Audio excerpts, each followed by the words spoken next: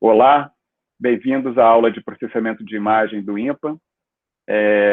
Hoje nós continuamos o tema da aula passada, dessa semana, que é imagens e operação com imagens.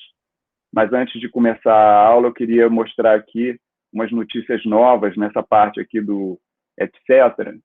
Né? Tem duas notícias, uma é essa aqui, que é relacionada com o que eu falei de câmeras, né?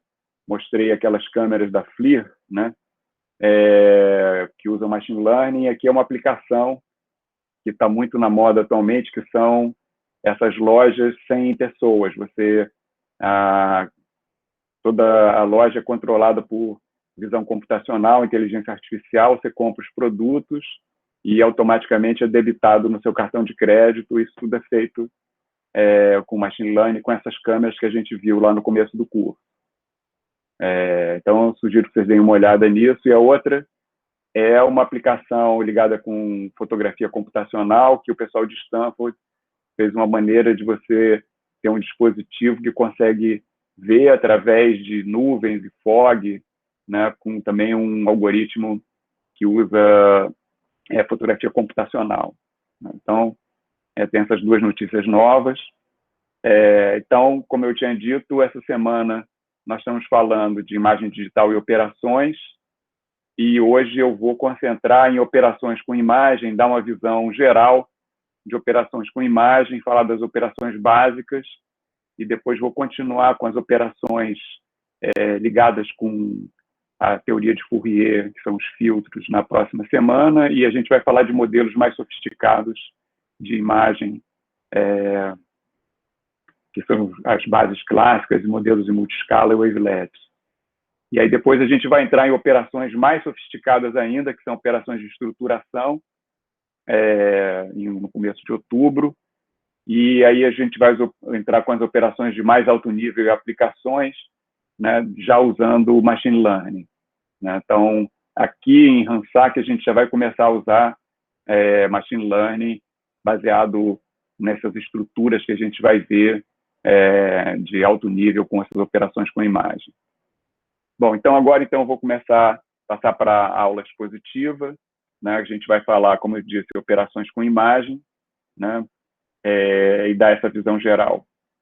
Então, para vocês terem uma visão geral de operações com imagem, né, nós temos, como eu falei no começo do curso, né, 3 níveis de operações com imagem. Né? Então, nós temos um primeiro nível que a gente lida com modelos de baixo nível, né, que exatamente seria a imagem bruta, né, essencialmente uma imagem, como a gente viu, imagem digital feita de pixels. Né? E aí as operações que a gente tem daqui são operações de processamento de imagem, ou seja, você pega uma imagem e transforma numa outra imagem. Né? Depois nós temos operações que manipulam modelos de nível intermediário, e principalmente, quer dizer, elas transformam imagens de baixo nível, imagens brutas, em imagens que têm uma estrutura, né, que tem alguma descrição. Né?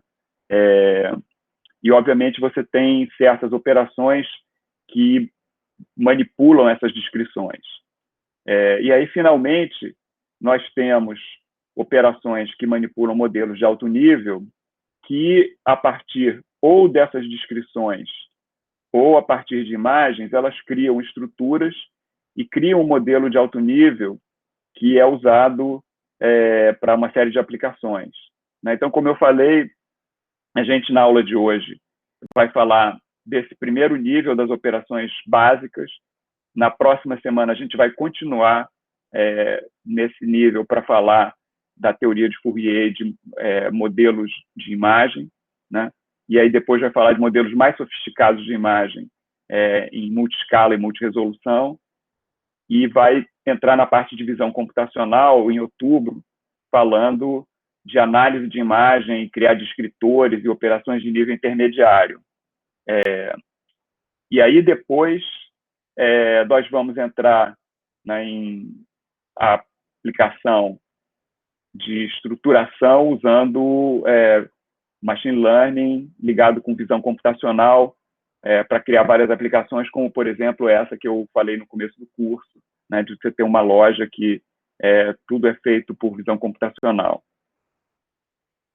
Então, continuando, né, o que a gente vai falar na aula de hoje? A gente vai falar de operações de processamento de imagem e, em particular, as operações básicas, né, que são os operadores gerais de processamento de imagem e operações morfológicas, que são bem diferentes. São dois tipos de operações com imagens de baixo nível, imagens digitais, mas têm características muito diferentes, né? E na próxima semana a gente vai falar desse caso especial, que são os filtros clássicos, né? Que isso aí, na verdade, está ligado com toda essa teoria, né? Ligada com processamento de sinais, né?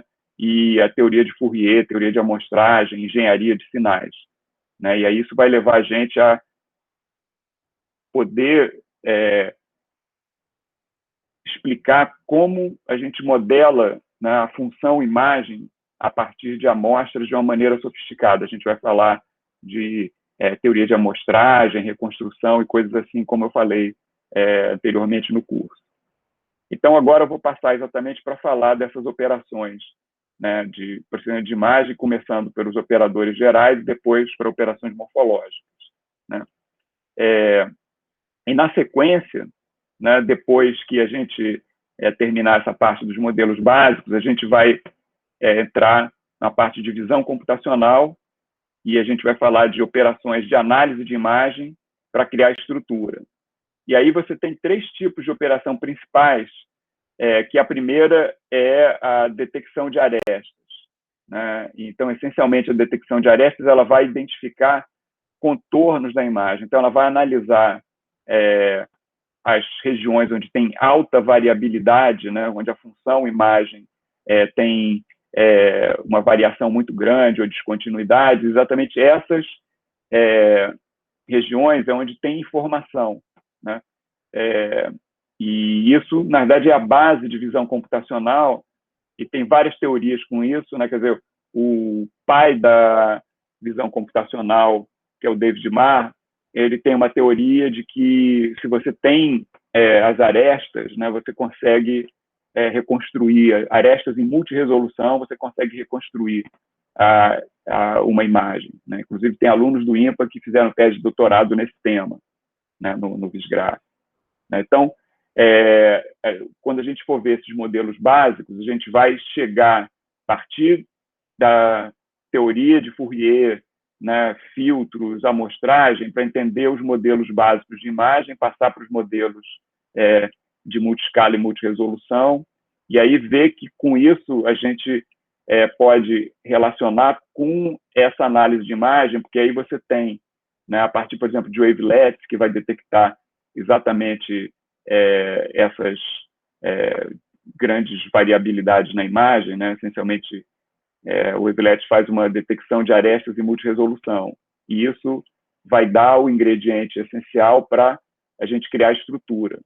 E, a partir daí, outras estruturas de mais alto nível são baseadas em características, né, que em inglês a gente chama de features, né? Então, a gente vai fazer análise de características para identificar estruturas na imagem que são descritores, né, de informação em regiões localizadas numa imagem. E a partir disso você consegue inferir uma série de propriedades de uma cena, né, entender o que está acontecendo na imagem, né, depois para criar modelos mais sofisticados de mais alto nível. E também, né, do mesmo jeito que a gente tem detectar essas fronteiras e contornos, né, através de detecção de arestas, né, se você tem uma região da imagem, né, você pode imaginar que o bordo dessa região é um contorno, é uma aresta, né? E o interior da região, ela vai ter uma certa homogeneidade, né? Que pode ser uma região com uma propriedade visual que está variando muito suavemente, né? E tem a descontinuidade no bordo, mas também pode ser uma região onde a própria fronteira não está muito clara, mas aquela região tem uma textura que vai dar a uniformidade, né, e agrupar os elementos de uma certa região da imagem digital. E isso exatamente é análise de textura, e com esse tipo de análise você pode fazer segmentação. Então, isso é uma coisa que a gente vai ver mais para frente, né, usando machine learning, né, que é uma parte de análise mais sofisticada. E aí, finalmente, quando você tem essas estruturas todas, né, você vai, na verdade, trabalhar com modelos de alto nível em cima dessas estruturas, então você vai ter várias operações com imagem, né, com modelos estruturados. Então, você tendo, por exemplo, regiões, tendo objetos, você vai poder fazer composição de objetos numa imagem, fazer combinação de objetos, fazer colagem de imagem, que são exatamente o compositing, blending e stitching, né? E isso, eu dei exemplos desse tipo de operação quando eu falei de coleção de imagens, né? Então, isso a gente vai ver já também no contexto de machine learning aqui no curso, né? Então, como eu tinha dito, né, na aula de hoje, né, nós vamos falar principalmente de processamento de imagem com essas operações básicas e de morfologia matemática, que é uma outra maneira de fazer operações com imagens digitais, né? Então, eu vou passar agora na sequência, a primeira parte da aula vai ser falando de processamento de imagens clássico, né? E depois eu vou falar de morfologia matemática. Então, começando com o processamento de imagem, então a primeira coisa aqui é entender, né, operações gerais com imagem, né? Então, o importante de perceber aqui é que, como eu disse, a imagem, né, ela é um objeto gráfico, né, ou um objeto de mídia, né, e como a gente definiu, a gente tem uma função imagem, né, e a gente quer, na verdade, ter operadores, né, que vão manipular as imagens. Então, a gente define um espaço de imagens, né, e pelas características do que a gente quer trabalhar com processamento de imagens, por exemplo, de sinais, teoria de Fourier e coisas clássicas, a gente vai definir esse espaço de imagens como um espaço de funções e usar análise funcional. E esse espaço ele tem, na verdade, uma estrutura de espaço vetorial, né? Então, a gente vai ter, né, um espaço de Hilbert, né, e vai ter os elementos, são funções imagem nesse espaço de Hilbert, né? Então, no nosso caso, quer dizer, uma imagem, né, ela é a função de atributos, né, do nosso objeto gráfico, uma função que toma valores num domínio U, né, do R2, e tem, né, os atributos num espaço de cor ou um espaço, se a gente quiser trabalhar com teoria de Fourier, pode ser o espaço de números complexos, por exemplo, né? E aí, para definir esse espaço de imagens como um espaço vetorial, a gente tem que seguir as regras da definição de um espaço vetorial. Essencialmente, tem duas propriedades, né?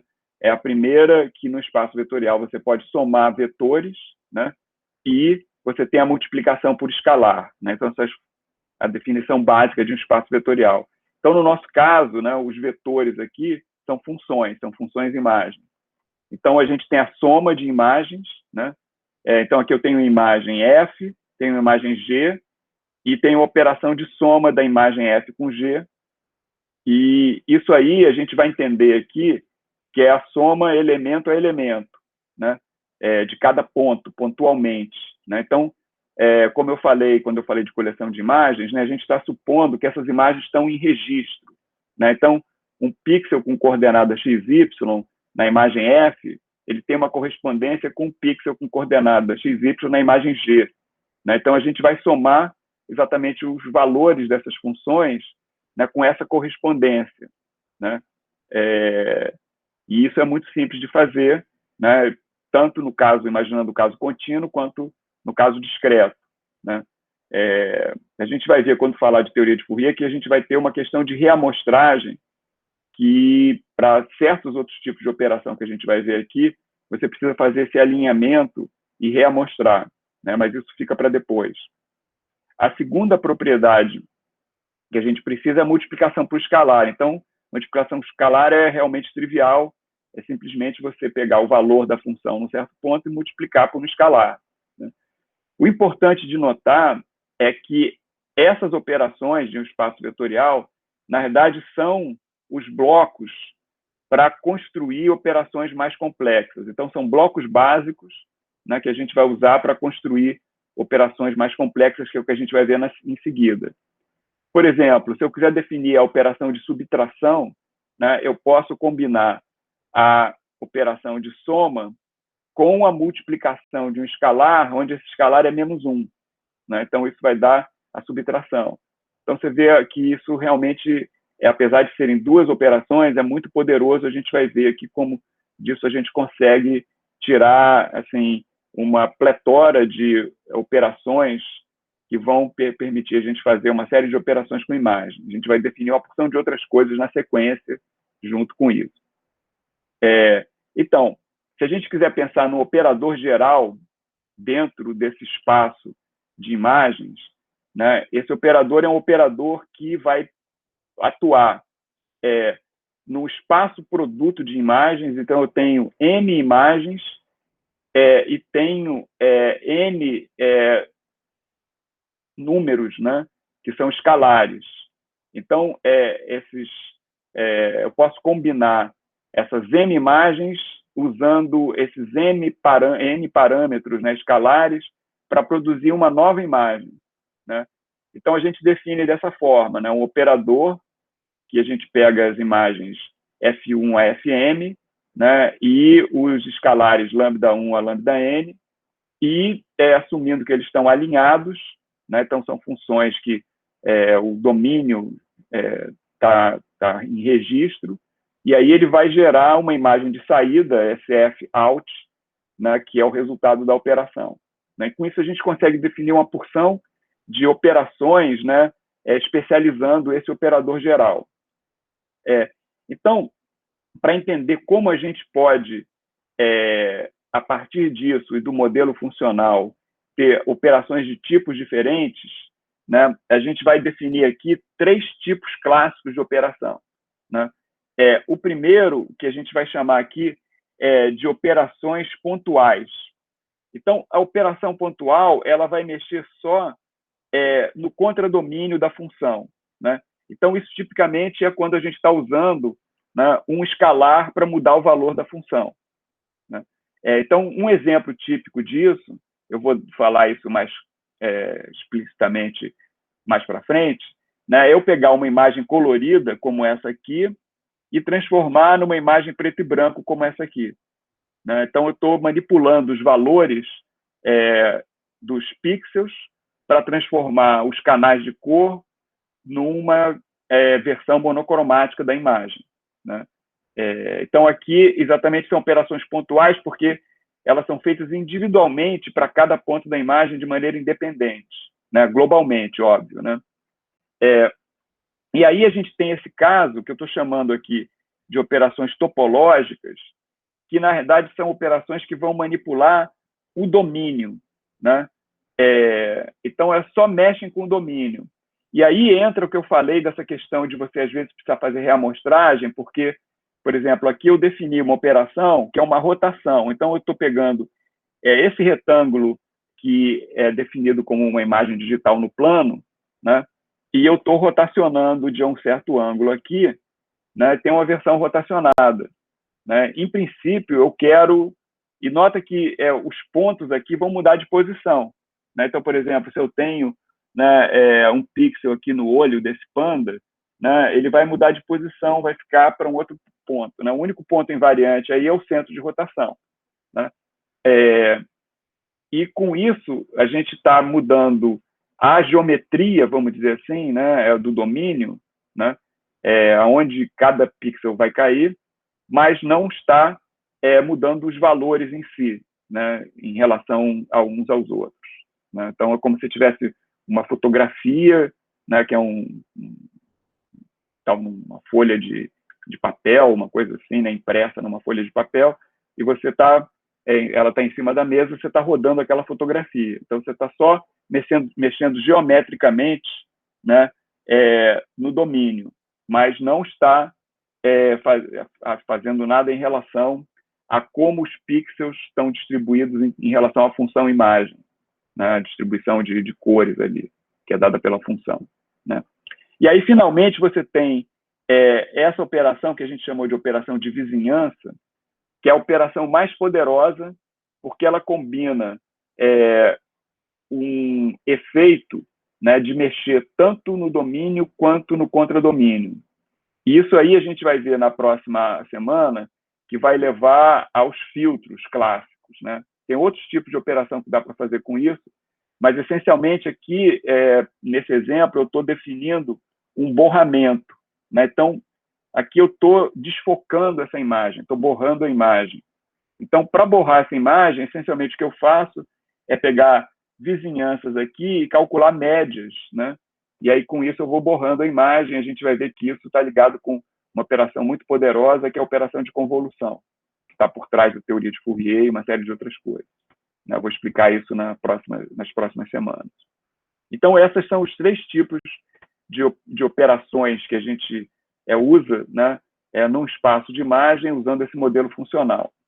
E agora eu vou começar a analisar eles de uma maneira mais explícita para a gente poder entender, né, a variabilidade e que tipos de operação a gente pode ter aqui. E para isso eu vou usar um critério que é para classificar essas imagens, né, e ter tipos de operações classificadas segundo esses critérios. Então, o critério, em geral, é alguma coisa que é imposta de uma maneira quase que arbitrária, né, mas com um propósito, né? Então, assim, eu estou criando assim aqui 5 critérios que vão ajudar a gente a definir tipos de operação, entender o que essas operações fazem, né? Então, o primeiro critério é o número de operadores que a gente está usando, né? Na verdade, o número de operandos, desculpem, seria como você está combinando imagens, né? Então, você vai ter operadores combinando as imagens, né? E você vai ter operandos ali, que são as imagens, né? Então, o número de operadores e de operandos vai definir tipos de operações complexas, né? Compostas, né? Como se fosse uma espécie de expressão, né? Uma expressão aritmética, por exemplo, que você combina vários operadores. O segundo critério é o escopo, né? O escopo exatamente está ligado com essas questões de vizinhança e outras coisas, né? Aí o outro critério é a estrutura, que é no sentido de como você vai relacionar essas operações em relação a propriedades que estão atuando ali dentro da operação. Vai ficar mais claro isso mais para frente, mas tem a ver com invariâncias e coisas que você preserva, né, estruturas que você vai preservar pela operação. E aí, finalmente, você tem o método computacional, que é como você vai calcular essas operações. Você pode ter a mesma operação que pode ser calculada de maneiras diferentes. Por exemplo, você pode fatorar uma operação e fazer ela como uma fatoração de 2 suboperações e coisas assim. E aí, finalmente, você tem o domínio, que exatamente está ligado com o domínio da função e como é que você vai atuar, ou no domínio ou no contradomínio. Então, usando esses 5 tipos de critérios de classificação, a gente vai poder entender todos os operadores e as operações com imagens, né? Imagens digitais, né? Então, o primeiro critério, como eu falei, é o número de operadores, né? E aí vai definir, quer dizer, como você vai combinar operandos, né, usando uma combinação de operadores para criar uma imagem. Então, sempre você vai ter uma imagem de saída, que no caso aqui é essa imagem G, né? E você pode ter um certo número de imagens de entrada, né? E que vão resultar nessa imagem de saída, e para criar a imagem de saída, você vai usar um número de operadores que vai combinar essas imagens, né? Então, um caso que parece simples, mas é super importante, inclusive vai estar ligado com filtros, que a gente vai falar na próxima aula, é exatamente o operador unário. Então, o operador unário, você pega uma imagem, aqui no caso a imagem F, e vai transformar ela nessa imagem G. Só isso.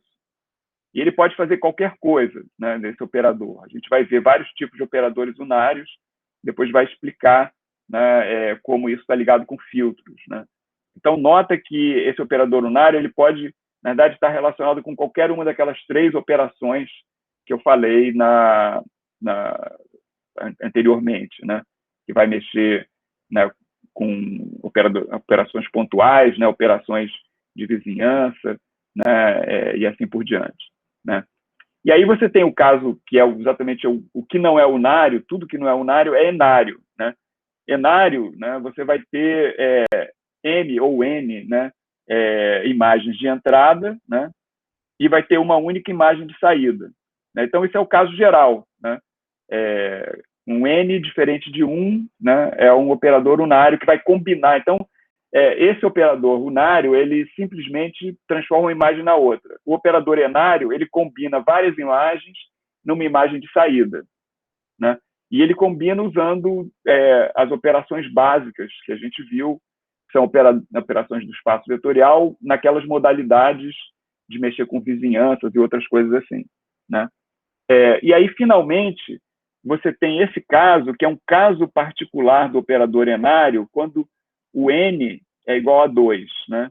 Então, quando o N é igual a 2, a gente diz que a gente tem um operador binário.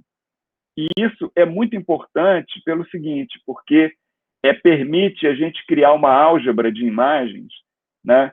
E criar expressões, né? Então, a gente pode pegar, por exemplo, um operador unário genérico e transformar num operador unário especializado, criando uma expressão, como se fosse uma expressão aritmética mesmo, né?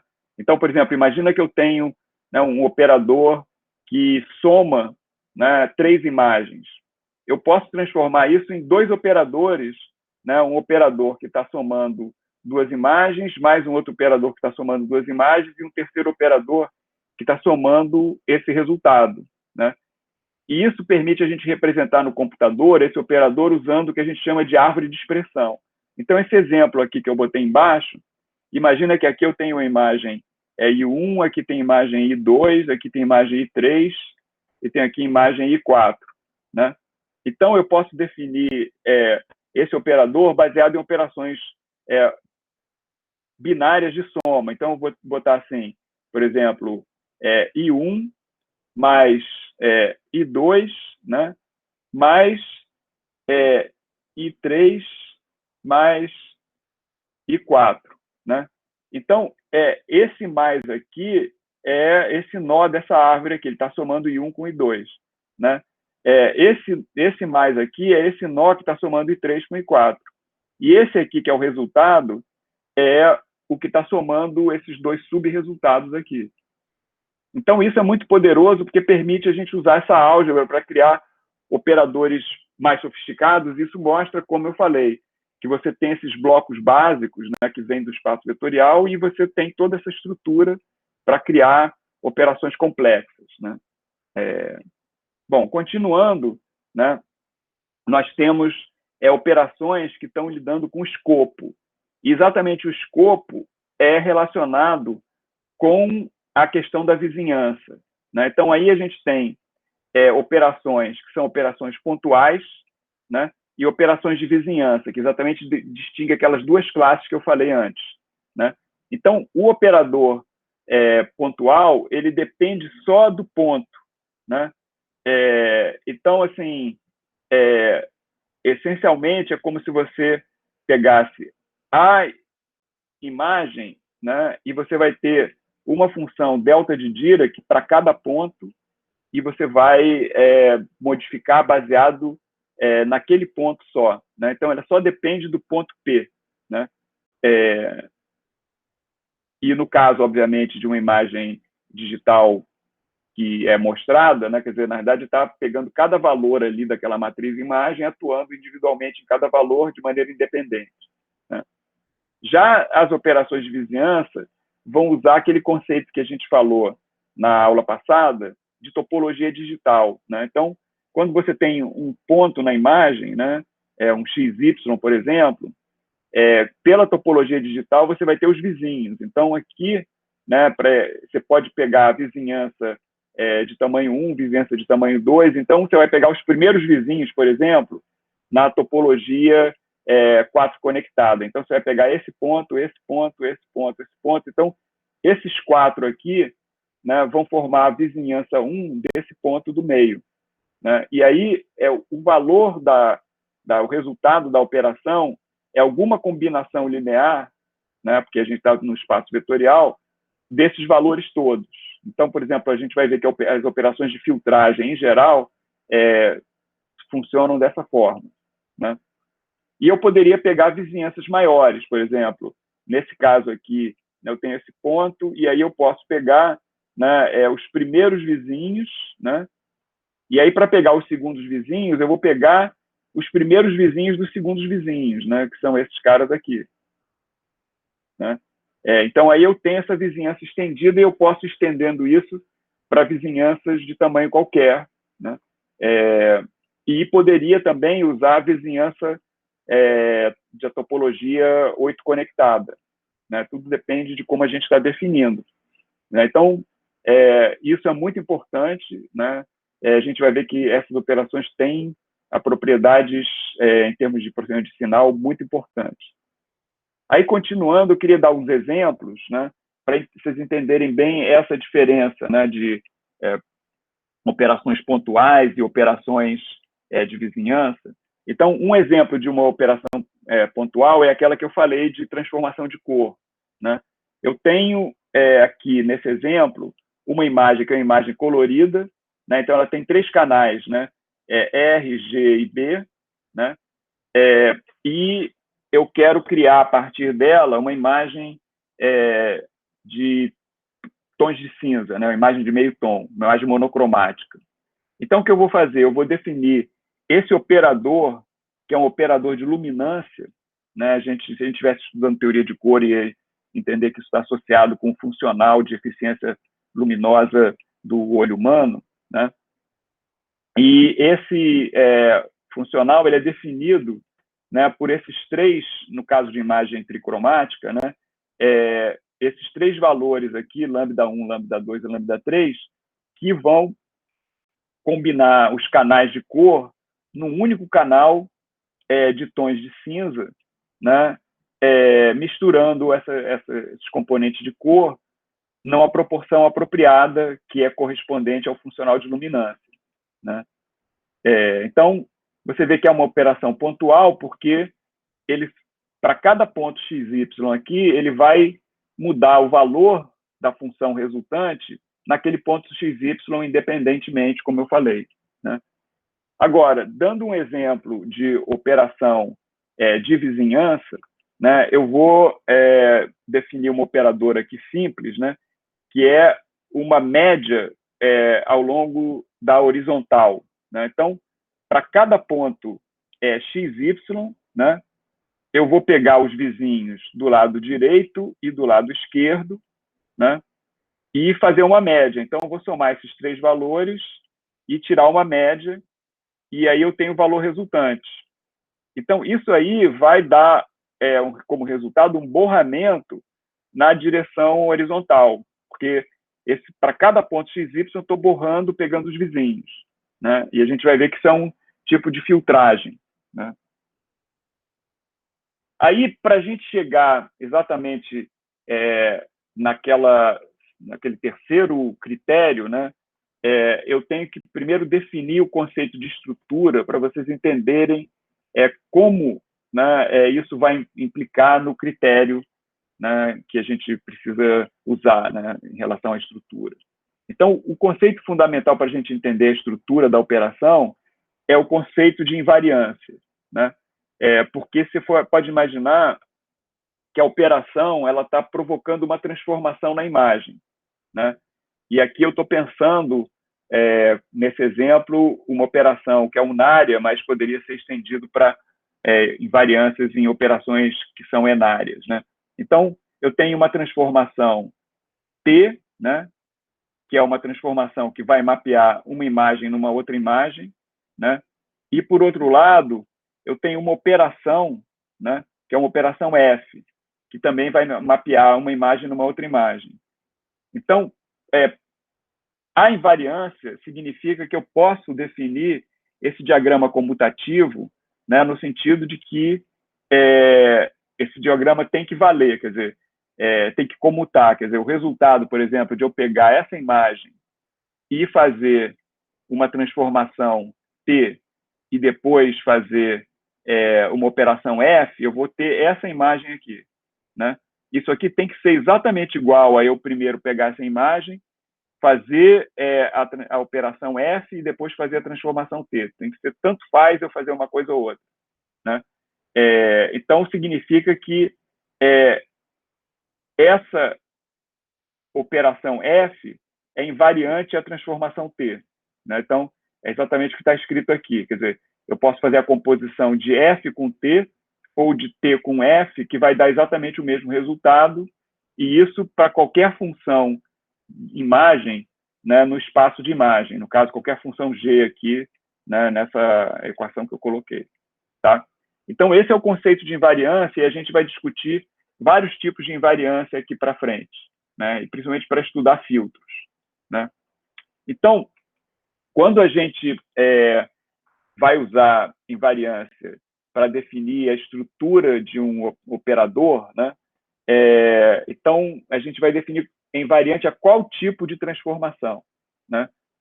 Então, a gente, no caso aí, né, como a gente definiu o espaço de imagens como espaço vetorial, né, a gente vai querer preservar, né, essas estruturas usando as propriedades de linearidade, né, do espaço vetorial. Então, a gente diz que se você tem alguma transformação linear, né,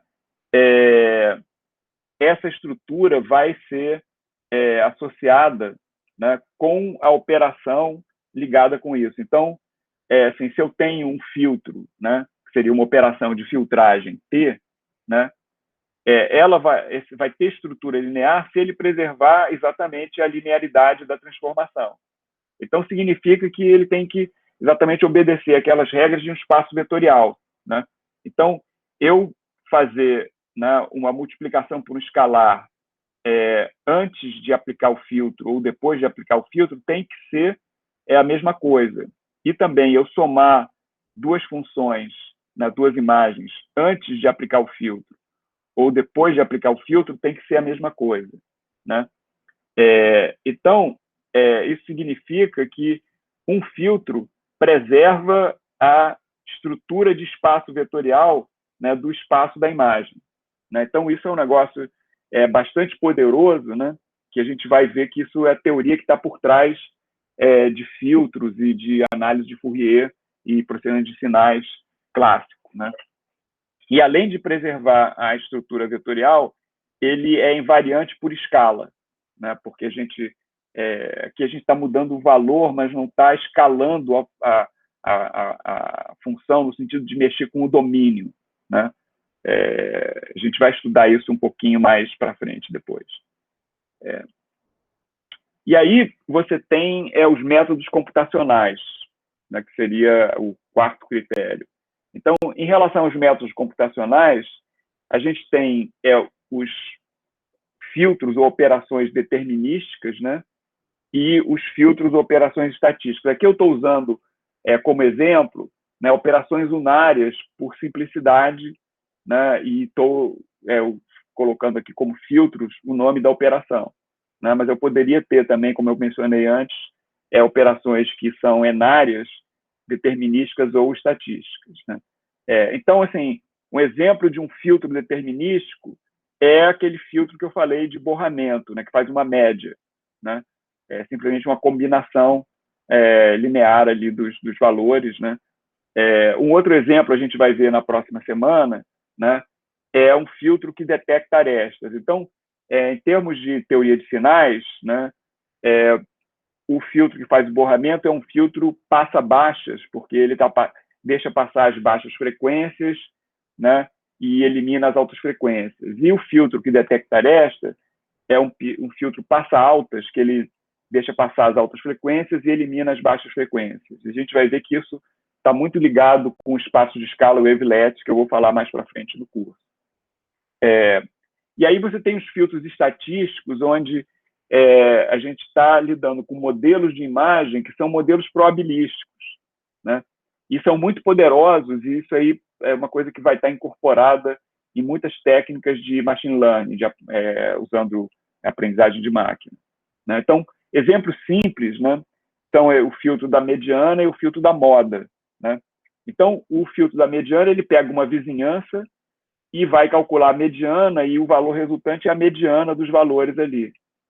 Isso significa que esse filtro ele pode eliminar ruído, porque assim, você tem certos tipos de sensores que, por alguma oscilação lá de ruído no sensor, imagina que você tem uma área que tem uma certa cor, né, uma certa intensidade, e aí todos os sensores ali deveriam ter o mesmo valor, mas você pode ter um sensor que deu um ruído e tem um valor muito diferente dos outros, né? Então, você calculando a mediana, esses pontos ruidosos, eles são essencialmente os outliers, né? No sentido, né, probabilístico, né, estatístico, eles são removidos se você usar a mediana, né? Então, isso é muito útil, né, e na prática é usado para isso, para eliminar ruído de sensor, né? E aí você tem um filtro da moda que tem outro tipo de efeito, né? Ele vai pegar a intensidade mais frequente e vai dar um outro tipo de suavização, né, no resultado da imagem, né? Todos esses dois filtros são filtros que mexem com a vizinhança, né? A gente vai ver, em geral, os filtros eles sempre trabalham com vizinhança, né? E esse exemplo deixa claramente a diferença entre o filtro determinístico e o filtro estatístico. Bem, e aí, finalmente, você tem os filtros que mexem com o domínio ou com o contradomínio, né? Então, aqui, domínio está no sentido genérico, né? Que a gente tem a função imagem, tem o domínio do suporte e o domínio de atributos, né? Então, quando você está mexendo com o contradomínio, que é do domínio de atributos, você vai ter um filtro que a gente chama filtro de amplitude. Essencialmente está mexendo no espaço de cor ou qualquer outro espaço de atributos associado com a imagem. E aí você tem os filtros topológicos, como eu falei, que são filtros que vão atuar no suporte geométrico da imagem, né? Então, ele pode fazer diversos tipos de distorções, né, e deformações no suporte geométrico da imagem, fazendo reamostragens. Então, essencialmente, ele vai fazer deformações ali, né? A gente vai estudar isso mais para frente no curso. Aquele exemplo que eu dei de fazer uma rotação é uma mudança muito simples, mas, por exemplo, poder esticar a imagem numa certa direção ou fazer deformações as mais variadas possíveis, né? Então, esses seriam os filtros topológicos. Então, com isso, dei uma visão geral, né, de operações clássicas, né, que usam essencialmente toda essa teoria de sinais, né, e vão redundar naqueles modelos que a gente vai ver a partir da próxima semana, né, que usa a teoria de Fourier, e a gente vai poder explorar todas essas questões em termos de amostragem, reconstrução, né, conceitos de multiscala e estudar a imagem em vários domínios, né, no domínio espacial, no domínio da frequência. Então, essas operações são as operações básicas de processamento de imagem e processamento de sinais clássico, né? Agora, você tem as operações que são operações de morfologia matemática, que é uma teoria completamente diferente, né? É muito poderosa, inclusive tem certas operações que você consegue, de mais alto nível, que você consegue fazer tanto com essas operações clássicas de imagem, quanto operações morfológicas de imagem. Mas a gente vai ver que essa teoria de morfologia matemática, ela está muito ligada a entender regiões da imagem, né, coisas que estão na imagem. Então, ela está num nível um pouquinho mais alto, vamos dizer assim, né, no sentido matemático, e ela tem uma interpretação geométrica muito forte, né? E, além disso, é interessante porque essa teoria de morfologia matemática ela foi desenvolvida por pesquisadores da França, pelo CERN e outros pesquisadores, e tem vários pesquisadores brasileiros que foram muito importantes, deram contribuições para essa teoria, né? E, inclusive, alguns deles foram alunos do CERN e tal, né? E o Brasil é muito forte nessa área de morfologia matemática. Tem conferências, né, só sobre esse tema, né? E é muito poderoso e muito importante. E assim, esse tipo de operação, de uma certa maneira, ele é encapsulado em algumas redes neurais, né, quando a gente faz operações de machine learning. A gente entende coisas que são explicadas por essas operações de morfologia matemática, principalmente ligadas com essa coisa que eu estou falando, ligado com a forma, né? Porque morfologia é estudo da forma, né? Então, é a forma que é aparente através das variações dos atributos de uma imagem, né? E a gente começa a dar um conteúdo geométrico claro para isso, para essas estruturas. Então, essencialmente, o que são esses operadores morfológicos, né? E aqui a gente tem, na verdade, duas modalidades de operador morfológico, que são os operadores que trabalham com imagens binárias e outro, os operadores que trabalham com imagens em tom de cinza, e, obviamente, esses que trabalham com imagem em tom de cinza podem ser expandidos, né, para imagens coloridas, né? Mas, além disso, você pode imaginar que você tem uma imagem que tem vários canais com várias propriedades. Então, como eu falei no começo do curso, você pode ter uma imagem que tem os canais de cor, né, uma imagem tricromática, canais RGB, mas ela pode ter a profundidade, que é um canal que tem informação geométrica. E você pode estender esses canais para outras coisas. Então, uma coisa que é muito comum, né, é você ter imagens que têm os 3 canais de cor e um canal que seria chamado transparência, né? Então, essas são imagens que eles dizem que são R, G, B e A. Esse A, a gente diz que é o componente alfa. Então, uma imagem desse tipo, você assume que assim, imagina que você tem uma imagem, né, e você tem um objeto, tem objetos nessa imagem, né? Então, você tem um objeto aqui assim, tem outro objeto aqui assim, né? Essa é uma região sólida, né? Então, se eu estou interessado só nesses objetos e não estou interessado nas outras coisas dessa imagem, eu posso definir para essa imagem um canal adicional, que é esse canal alfa, né, que vai me dizer os pontos onde eu tenho esses objetos e os pontos onde eu não tenho. Então, para cada uma dessas regiões, né, esse valor do alfa ele vai ser opaco, né, para esses pontos e transparente para o resto da imagem. E aí, com isso, eu posso fazer uma operação de composição, de combinar uma imagem com a outra, fazendo uma soma de imagens, onde esse alfa vai ser o peso que eu vou combinar os valores, né? Então, isso é muito poderoso, né? Na verdade, isso é usado para efeitos especiais de cinema, para todo tipo de composição, né, que combina a imagem de uma maneira não trivial, né?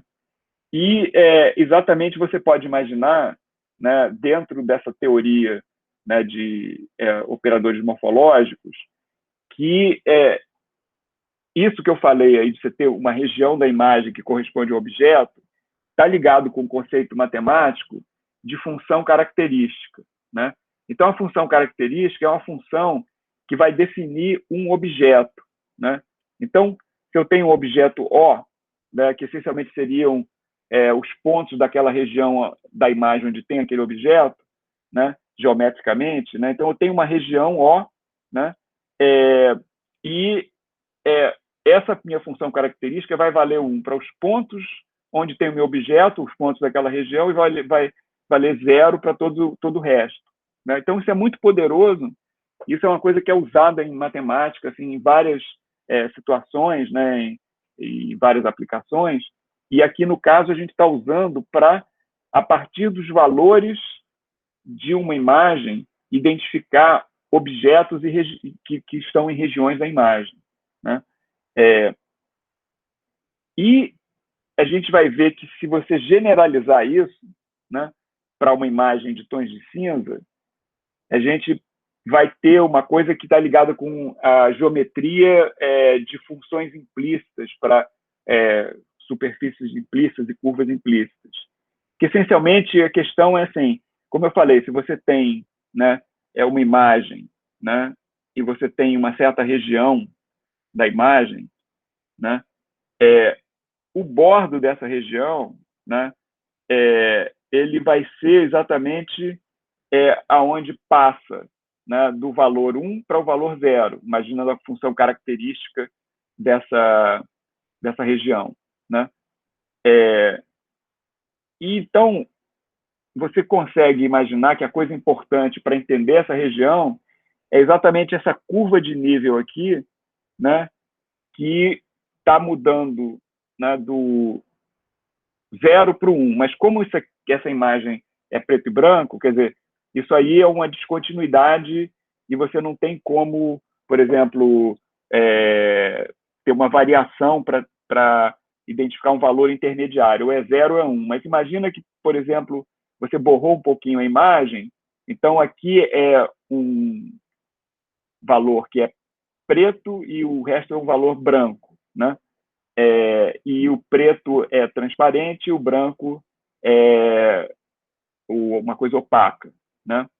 A gente vai ver depois que ter essa fronteira assim, só de pixels preto e branco vai dar um problema em relação à amostragem, porque você tem aquela grade de amostragem. Então, normalmente, o que você faz, você tem uma suavização disso. Se você fizer um pequeno borramento, você, em vez de ter, né, uma aresta que, em termos da função, né, aqui a gente teria a intensidade e aqui teria, por exemplo, a componente X, né? Então, você tem uma coisa que faz assim, né? Se eu imaginar uma linha dessa imagem, né? Se eu der um pequeno borramento, eu posso passar a ter uma coisa que é mais ou menos borrada aqui, assim, né? Tem um pequeno borramento. E aí eu posso imaginar que aqui é 1, aqui é 0, mas eu consigo identificar, né, um pixel aqui exatamente na borda que tem valor meio, né? Então, isso aqui é uma curva de nível, né, que vai definir do mesmo jeito, né, essa função característica, né? Então, aqui eu definiria, né, a minha função característica. Assim, eu tenho curvas de nível que tem um certo valor. No caso ali, por exemplo, eu peguei o valor meio, né? Então, todos os pontos que têm valor 1, né, vão ser pontos maiores, que essa função é maior que meio. E os pontos que têm valor 0, pontos que têm valor menor que meio. Então, com isso, eu consigo, usando curvas de nível, definir funções características no sentido generalizado. E isso está ligado com a representação de curvas implícitas, né?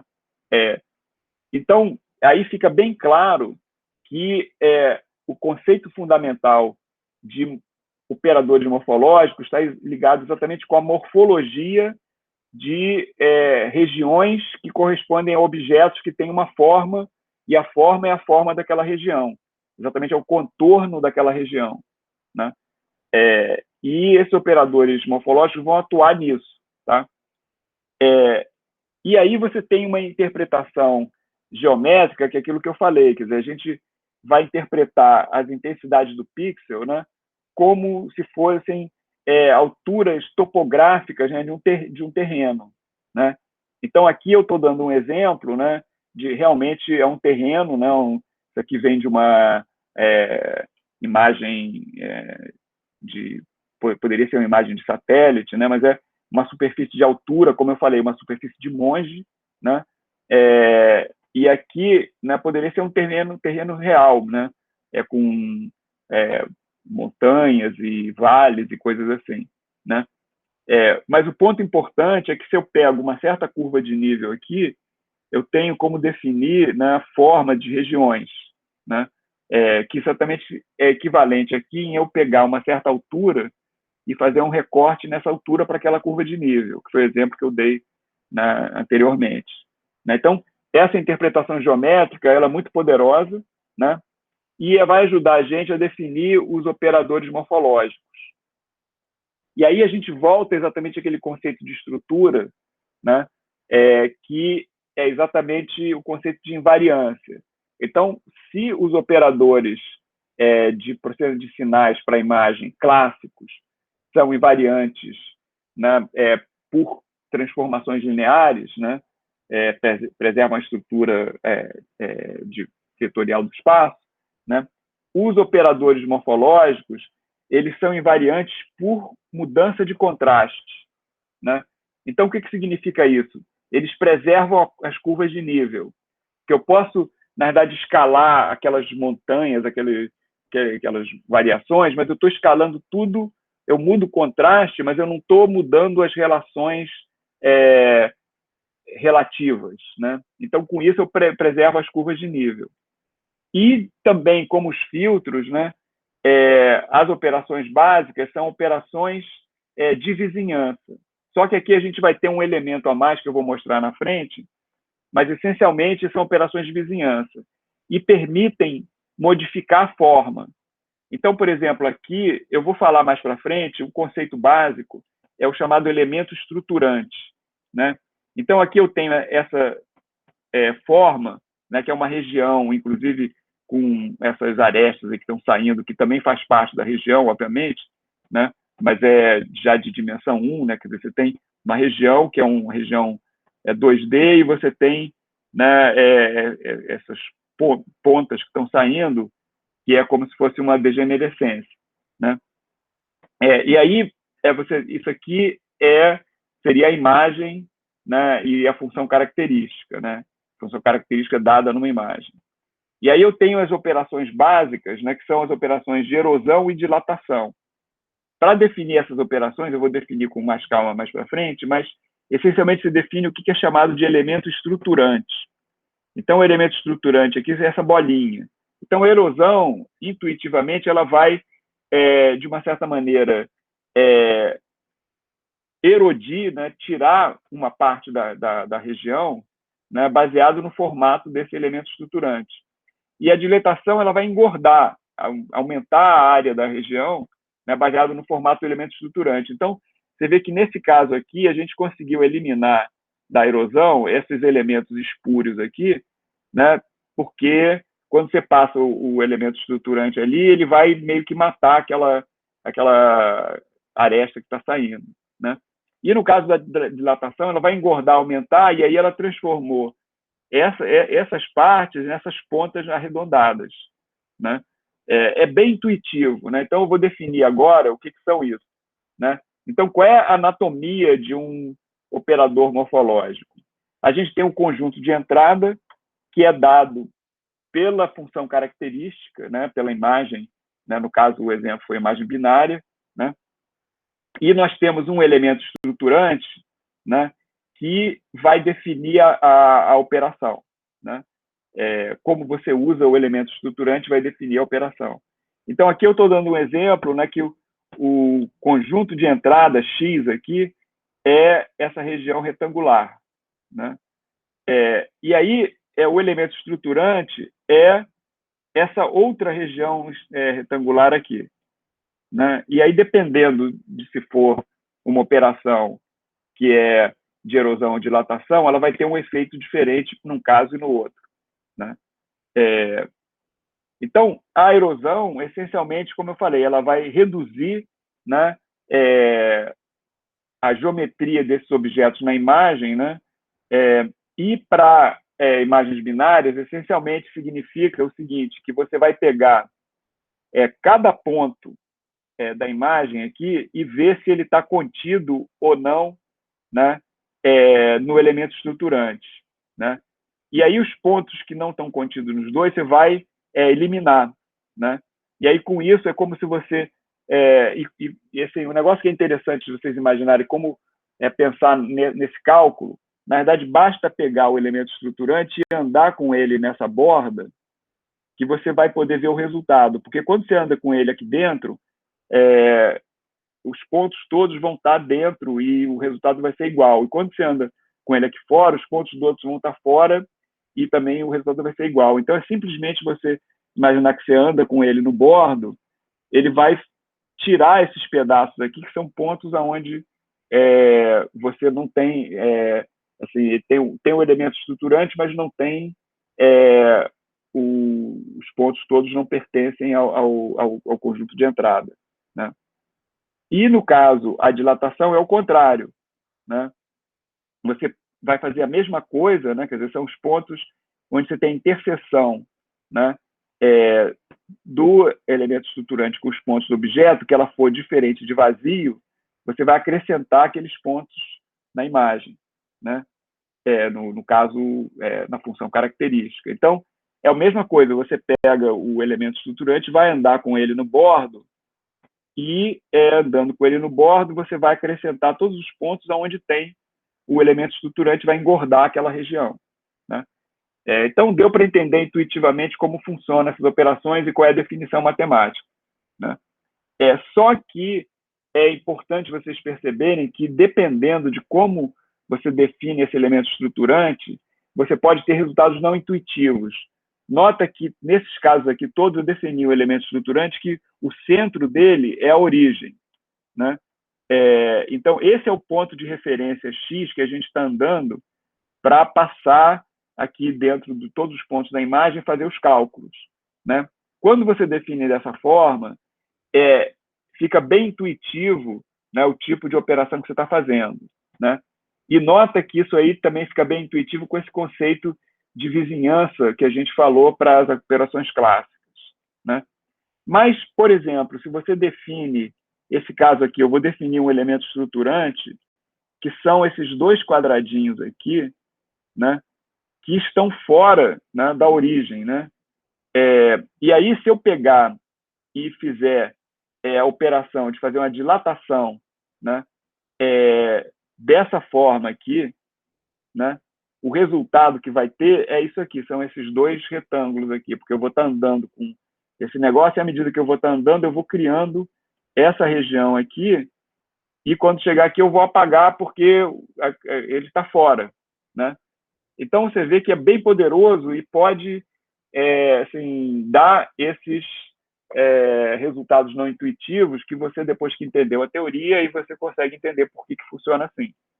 Então, você vê que, de uma certa maneira, as operações morfológicas elas são um pouquinho mais poderosas nesse sentido da forma do que as operações clássicas, que elas funcionam mais em relação, a gente vai ver nas próximas aulas, a manipular os conteúdos de frequência da imagem, né, que é exatamente através dessa teoria de filtros e tal, né? E aí, passando de imagens binárias para imagens em tons de cinza, imagens monocromáticas, como eu falei, isso aí generaliza, né? E a operação de dilatação e erosão, na realidade, elas vão se caracterizar em matemática como a soma e a subtração de Minkowski, exatamente isso.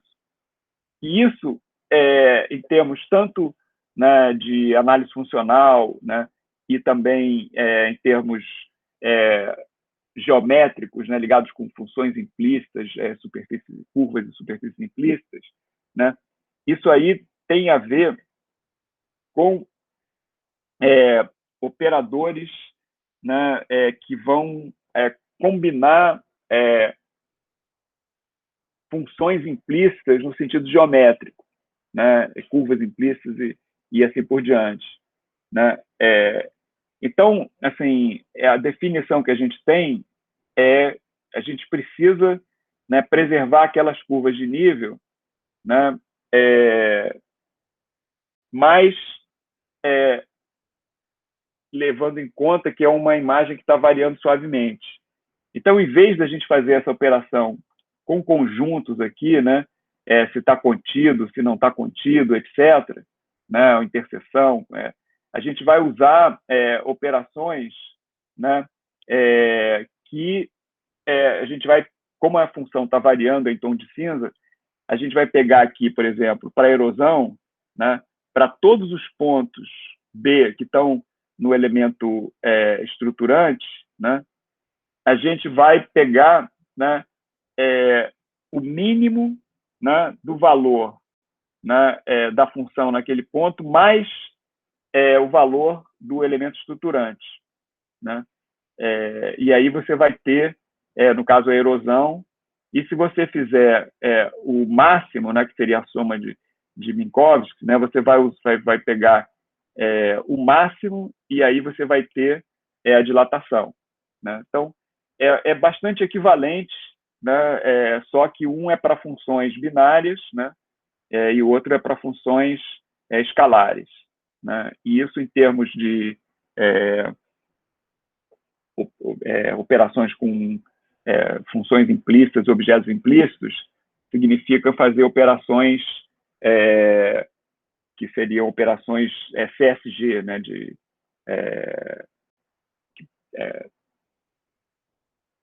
Você está combinando essas funções no sentido de fazer união ou interseção ou diferença. Então, em termos de objetos implícitos, você usar, né, a dilatação, né, fazer uma soma de Minkowski, que seria a união, né, do resultado de funções implícitas, né? Então, você vai ter uma curva de nível que combina as curvas de nível, né, das duas funções que você está combinando, naquele mesmo sentido que no outro caso, quando a gente faz a dilatação, a gente está combinando por operações de conjunto, né?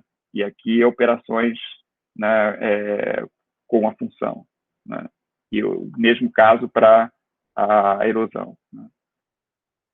Bem, aí, pensando na estrutura, né, do espaço morfológico, usando morfologia matemática, né, a gente pode, na verdade, estender aquelas questões que a gente estava falando de estrutura por invariâncias, né, usando as próprias relações que a gente está vendo aí, né, no sentido das operações básicas, né, que são ou operações com conjunto, ou operações com regiões, né? Então, a primeira coisa é que a gente pode dizer que a erosão e dilatação são duais com respeito ao complemento, né? Então, essencialmente, vocês viram que eu falei que as duas operações ali, elas, no fundo, estão ligadas com as operações de conjunto, que é a união e interseção, né? Só que quando você tem uma função característica, né, você tem os conjuntos, né, que é o conjunto que está dentro da função característica, o conjunto que está fora no plano, né, e você pode fazer o complemento, né, e aí torna o que está dentro fora, o que está fora dentro, né? São operações com conjunto, né? E aí, por definição, a erosão e a dilatação são operações duais em relação ao complemento. Significa o quê? Que se eu fizer, por exemplo, a erosão, né, do X com o elemento estruturante B, né, é a mesma coisa que eu fazer, né, a dilatação, né, do complemento do X com o elemento estruturante B e fazer o complemento disso, né? Então, nesse sentido, é que eles são duais, né?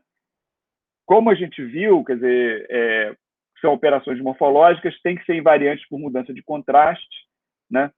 E, além disso, eles são invariantes por translação, porque eles estão atuando uniformemente em todo o domínio, né? Que a gente vai ver que isso é uma propriedade também importante dos filtros, né?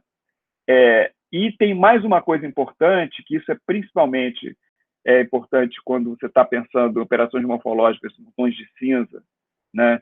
E o caso binário é um caso particular, é que essas operações de erosão e dilatação, elas preservam relações de ordem em função das curvas de nível, né?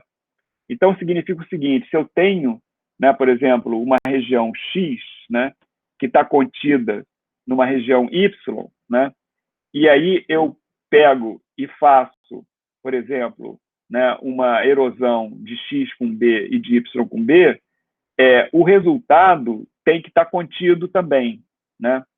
E do mesmo jeito, se eu pego e faço uma dilatação do X com B e do Y com B, o resultado também tem que estar contido. Né? É bem intuitivo isso. Né? Porque um objeto que está dentro do outro, né, na hora que eu faço as operações, está atuando uniformemente, então o resultado também vai estar contido. Né? E aí, eu chego no ponto mais importante dessa parte da aula, que exatamente é relacionado com aquilo que eu falei, que os brasileiros têm um papel fundamental nessa área de morfologia matemática. Isso eu diria que é o teorema mais importante de morfologia matemática, e é o teorema de um brasileiro, do Júnior Barreira, né, que estudou na França, né, e é professor da USP, lá em São Paulo, né, amigo nosso e já fez muitas coisas aqui no IMPA. E esse teorema é o teorema central de morfologia matemática, é muito poderoso. Né? Ele diz o seguinte, que qualquer operador morfológico que você possa imaginar, ele pode ser obtido a partir de combinações de erosões e dilatações básicas. Né? E aí você tem toda uma teoria de morfologia matemática para criar operadores morfológicos fazendo essas combinações. Né? Eu aqui vou falar só de dois casos importantes, que é o chamado abertura e o fechamento, né? Que a gente pega um único objeto, um único conjunto de entrada, né? Uma única função característica, e também uma única um elemento estruturante, e aí define, né, a abertura como eu aplicar uma erosão e depois uma dilatação. Né? E o fechamento é o contrário, eu aplico uma dilatação e depois aplico uma erosão. Né? Então, eu vou mostrar aqui que isso é muito poderoso e muito intuitivo. Né? Então, a abertura morfológica, né, o que acontece é o seguinte, você vai combinar, né, a erosão com a dilatação, e aí o que acontece? Você, aqui para entender esse exemplo, né, quer dizer, eu tenho a operação de dilatação, essa operação gama aqui, onde eu primeiro aplico a erosão e depois a dilatação, né? Então, você tem essas curvas, né, que aqui eu primeiro apliquei a erosão, e aí eu tenho essa curva interna, e depois eu apliquei a dilatação, e aí eu engordei e tenho essa curva externa aqui. E nota o que aconteceu aqui. Quer dizer, na verdade, eu elimino estruturas que a gente não quer. Então, por exemplo, eu tenho essas pontas aqui que eu quero eliminar e tenho essa região aqui externa que eu quero eliminar. Aí, com o elemento estruturante apropriado, eu fico com essa região aqui, que é exatamente a região de interesse, né, como sendo o resultado da operação. Né? E o fechamento, aqui é um exemplo prático de abertura, né? Que eu estou querendo eliminar esses pontinhos bem pequenos aqui, né, nessa imagem binária. Né? Então, quando eu faço isso, dependendo do tamanho do elemento estruturante, eu vou eliminar pontinhos de tamanhos diferentes e vou ter resultados diferentes.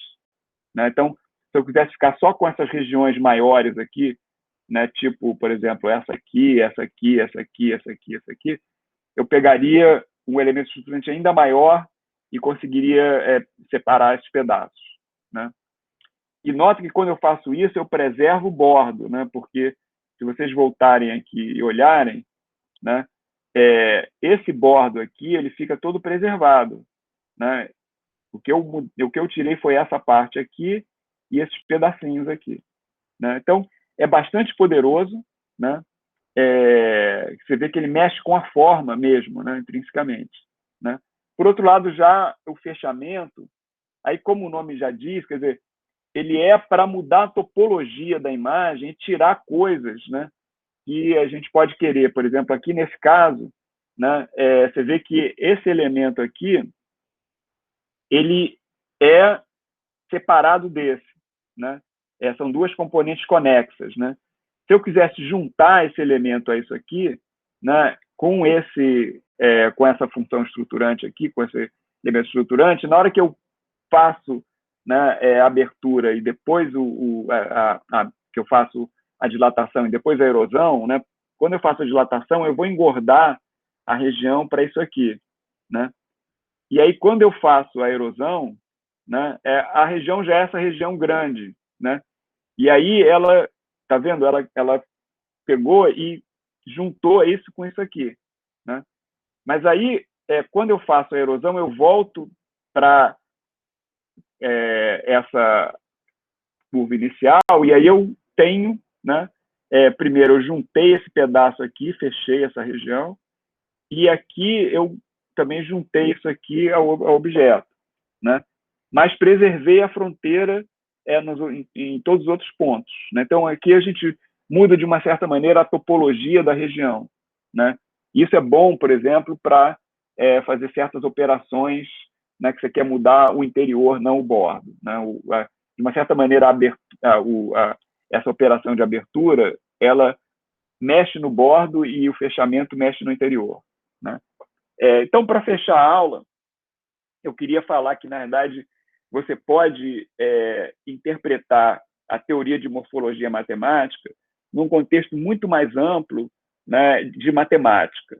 Né? Como eu falei, né, de uma certa maneira, os modelos implícitos dessas operações CSG, né, que é Constructive Solid Geometry, né, estão por trás do que a gente faz dessas operações de morfologia matemática. Né? Essencialmente, é fazer união, interseção, né, e complementos e coisas assim.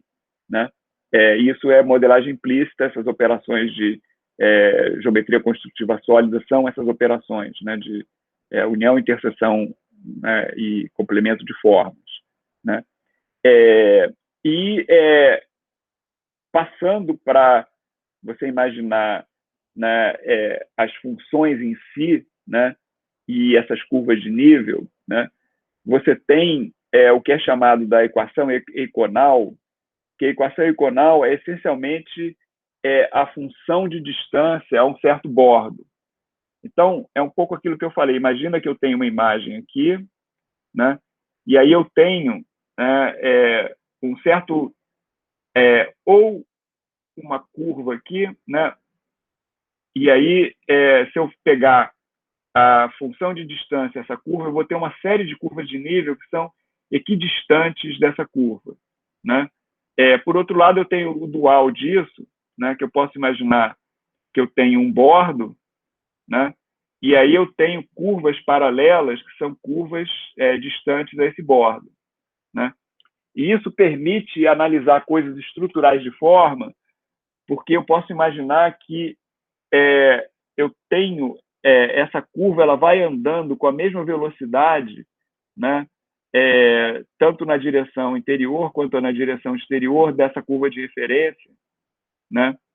E quando isso acontece, né, vai ter uma hora que vai ter uma onda de choque, porque essa curva vai andando, e aí, por exemplo, nesse caso aqui, ela vai ter uma onda de choque que essa onda que está vindo para cá e a onda que está vindo para cá, ela vai bater aqui, e aí você vai ter isso que a gente chama de esqueleto. Né? Então, esse esqueleto, né, ele tem uma propriedade estrutural da forma. Né? Por exemplo, se eu tivesse uma forma mais complicada, assim, né, por exemplo, não vou nem desenhar a imagem, vou desenhar uma coisa assim. Tá? Então, qual seria o esqueleto dessa região? O esqueleto dessa região seria uma coisa assim. Né? Então, isso aí é uma coisa que também é muito usada em visão computacional e define uma propriedade. Isso aqui também é chamado do eixo medial, porque são os pontos que estão à mesma distância desse bordo. Né? E se eu imaginar que a velocidade dessa curva ela é dada pela essa equação eiconal, né, está andando com velocidade constante, eu vou ter a propagação dessa curva, né, o movimento dela na medida que ela está evoluindo, dado por uma equação diferencial parcial. Né? Então, isso aí é um negócio super importante na área de EDPs, né? E isso leva aos chamados métodos level set. Né? E isso aí também é uma outra matemática que está por trás das operações morfológicas. Né? E aí, com isso, eu termino a aula aqui. Eu espero que tenha dado para vocês assimilarem tudo. Né? E aí nós continuamos na próxima semana, entrando exatamente na teoria de Fourier, né? Filtros, teoria de Fourier e as bases clássicas para os modelos de imagem funcional, tanto no domínio da frequência quanto no domínio espacial. Ok? Então, obrigado e até a semana que vem.